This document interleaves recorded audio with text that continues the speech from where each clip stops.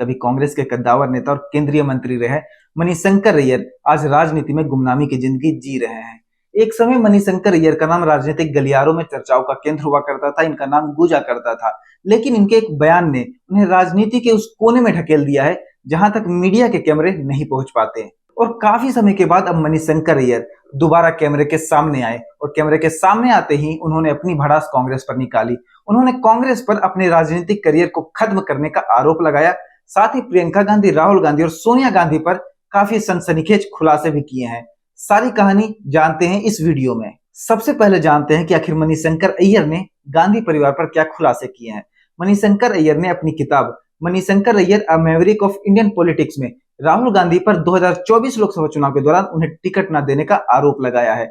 उन्होंने बताया कि राहुल गांधी ने कहा था कि मणिशंकर को हरगिज टिकट नहीं देंगे, वो काफी बूढ़े हो गए हैं। एक इंटरव्यू के दौरान मणिशंकर अय्यर ने बताया कि राहुल गांधी से कांटेक्ट करना काफी मुश्किल है। एक बार जब उन्हें राहुल गांधी को शुभकामनाएं संदेश भेजना था तो राहुल गांधी से उनकी बात नहीं हो पा रही थी। फिर मजबूरी में उन्हें प्रियंका गांधी को फोन करना पड़ा था। उन्होंने ये भी बताया कि एक बार उन्होंने सोनिया गांधी को क्रिसमस की शुभकामनाएं दी थी। इसके रिप्लाई में सोनिया गांधी ने कहा था, मैं क्रिश्चियन नहीं हूं। उन्होंने गांधी परिवार पर अपना करियर बर्बाद करने का भी आरोप लगाया। उन्होंने कहा कि गांधी परिवार ने ही मेरा करियर बनाया था और गांधी परिवार ने ही मेरा करियर बर्बाद किया।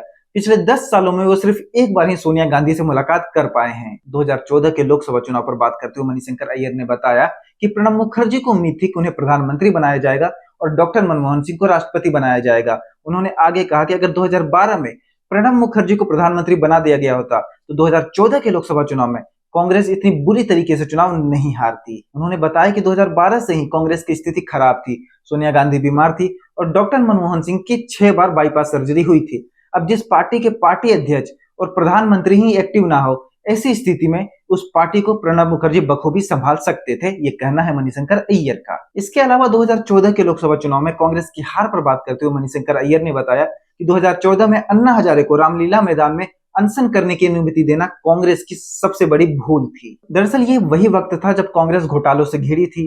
कॉमनवेल्थ घोटाला उस समय काफी हाईलाइट रहा था और इसी के खिलाफ अन्ना हजारे ने इंडिया अगेंस्ट करप्शन के बैनर तले अनशन शुरू कर दिया था। अब अगर बात करें मणिशंकर अय्यर के उस बयान की, जिस बयान की वजह से उनका राजनीतिक करियर ढलान पर चला गया। उन्होंने 2019 के लोकसभा चुनाव में प्रधानमंत्री नरेंद्र मोदी को नीच किस्म का व्यक्ति और सभ्यहीन व्यक्ति बोला था। इसके बाद राजनीतिक पारा काफी हाई हो गया था, वाद विवाद की स्थिति बढ़ गई थी। स्थिति को संभालने के लिए कांग्रेस पार्टी ने मणिशंकर अय्यर को पार्टी से सस्पेंड कर दिया था और इसके बाद से मणिशंकर अय्यर राजनीतिक पटल से लगभग गायब हैं।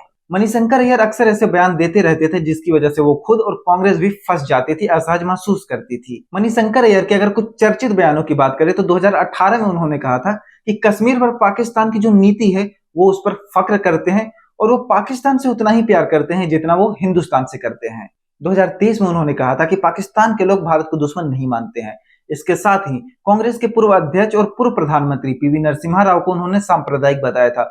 उन्होंने कहा था कि जब बाबरी मस्जिद गिराई जा रही थी तो पीवी नरसिम्हा राव पूजा कर रहे थे। पीवी नरसिम्हा राव पर बात करते हुए मणिशंकर अय्यर ने बताया कि वो भारत को हिंदू राष्ट्र बताते थे और भाजपा के पहले प्रधानमंत्री अटल बिहारी वाजपेयी नहीं, पीवी नरसिम्हा राव थे। और ऐसे काफी सारे मणिशंकर अय्यर के बयान थे जो कांग्रेस के लिए मुश्किलें खड़ी करते रहते थे। अपने राजनीतिक कैरियर और भाजपा में जाने के सवाल पर उन्होंने कहा कि कांग्रेस ने ही उनका राजनीतिक कैरियर बनाया था और कांग्रेस ने ही उनका राजनीतिक कैरियर बर्बाद किया है और वो कभी भी भाजपा में नहीं जाएंगे।